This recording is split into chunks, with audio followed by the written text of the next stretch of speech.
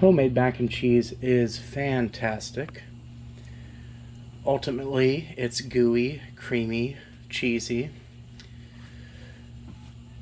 A lot of people like to make it with processed cheese, American cheese, and that does have the best texture. However, people tend to not like all the chemicals and everything that goes into processed cheese, so this is an easy way to make the same amount of creaminess and cheesiness as a processed cheese, but using real cheddar. We're going to use some citric acid and some baking soda, and we'll create sodium citrate from that, and that is also in processed cheese. It's a great emulsifier. So like I said, it'll be just like making mac and cheese from processed cheese. However, you're going to have fewer preservatives and stuff like that. So I think you'll love it.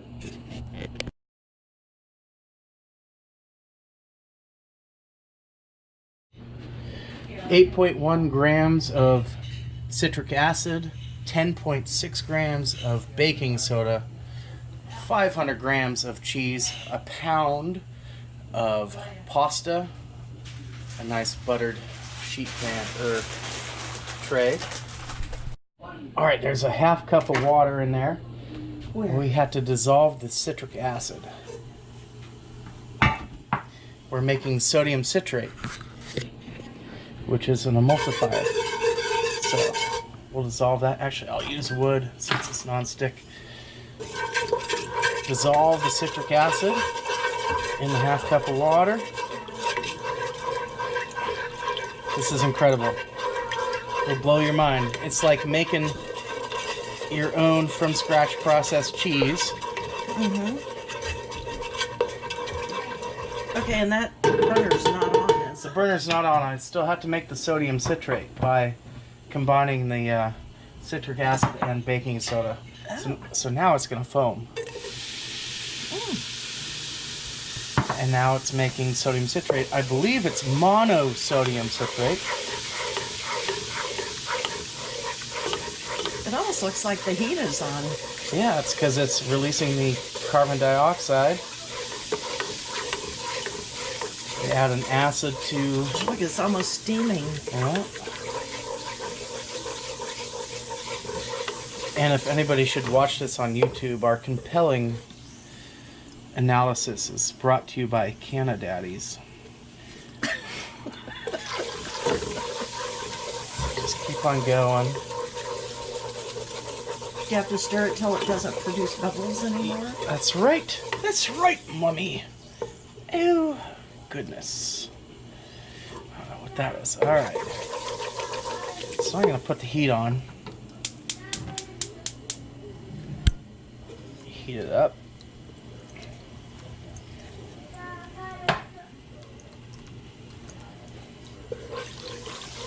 Now, what do you think would happen if you just put a bunch of cheese in?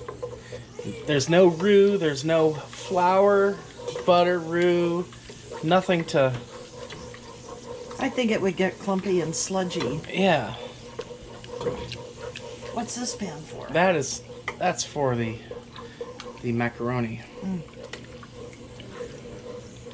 So once we add all the cheese and stuff, it'll be American cheese, and then we will add it all at once? Oh, slowly. Is your cheese weighed out? 500 grams of cheese. Mm-hmm. We'll add it slowly, and then basically we'll have American cheese. And then we'll add about a quarter cup of cream and probably 3-4 cups of milk. You just gotta feel it by ear. Feel the consistency with your sauce. See how thick you want it. Mm-hmm. So I'm adding cheese to water.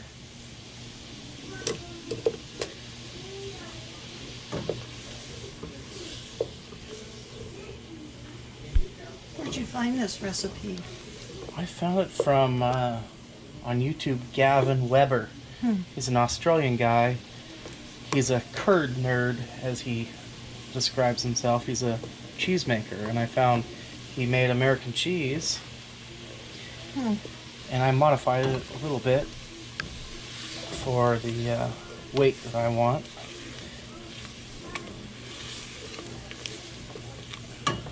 So that just has to get hot enough to melt all that stuff down. Yeah. Yeah. I mean, Gavin, he used grated cheese, which, you know, obviously melts more evenly and faster and better. But I can see that it's melting. yeah, it melts really well, actually. So basically, you boil a pound of pasta, a pound of elbow macaroni, drain it, put it in with this cheese, and like I said, like 3 cups of milk, 1/4 cup of cream to make it rich. You don't even need to salt it because there's enough salt in the cheese and the sodium Should citrate. the heat be turned down a little bit? 'Cause Yeah. we don't want to Yeah, I'll turn it down. burn. Because I can really see it melting now. Look Yeah, at how I'll the turn it down. sauce is. Yeah, look at it. It just melts like American cheese. Yeah. But you're not using American cheese. You're using nice Tillamook real cheddar cheese. Yeah. I mean, the sodium citrate's in there, but you don't have all the other fillers and... So if you wanted to at this point, you could put in like chili powder or anything. garlic. Yep. We're going to leave it plain because of the little boys. But yeah, you can put anything in. I think during football season, you know, I like that queso dip. But that's basically just crappy oils and stuff. So I can make my own queso dip. I could add some Hatch chilies, some green chilies, and some garlic, and make a good queso Red dip. pepper flakes. Yeah. And if you were to take this once it's all melted, and you take this and just pour it out on a sheet tray and let it get cold in the fridge, you'll just have Kraft macaroni and cheese, or Kraft cheese, Kraft singles. Isn't that incredible? Yeah. Here, I'll let you stir it so you can see what the consistency is. Yeah, look at that. That's melted cheese in water.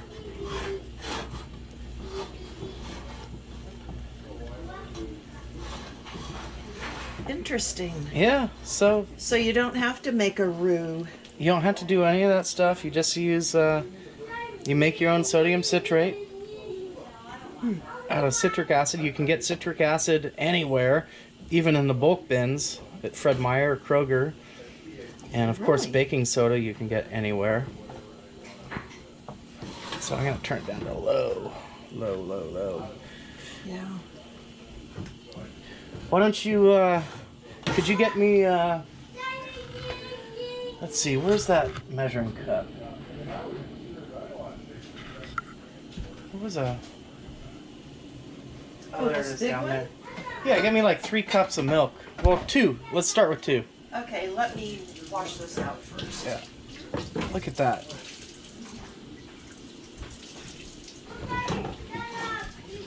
His Royal Booness needs some water.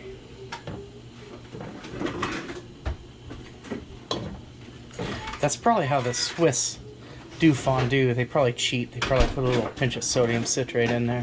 Oh, you No, know they what? add cornstarch. Oh, do they? Swiss fondue is you shred up your cheeses and then you add a little bit of cornstarch with the cheese. And then Do you have it? This makes for some good pod here. one of these days I will make you a real Swiss fondue in the winter. Oh, that would be good. Maybe we should do a game night with the kids. I'll make cheese fondue and chocolate fondue. That'd be fun. Nothing. Oh, you're filming. Sorry. So that kind of, when you poured the cold milk in there, it kind of stiffened it all up. Mm-hmm. So we'll heat it up a little bit. Oh, could you get me a 1/4 cup of cream?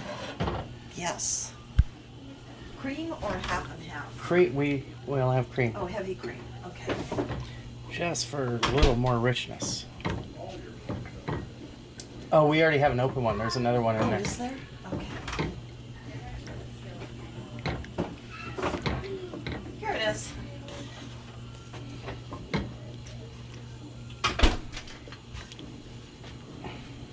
So see, it looks all broken up.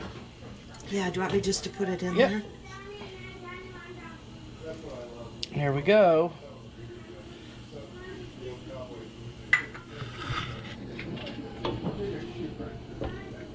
I love cream.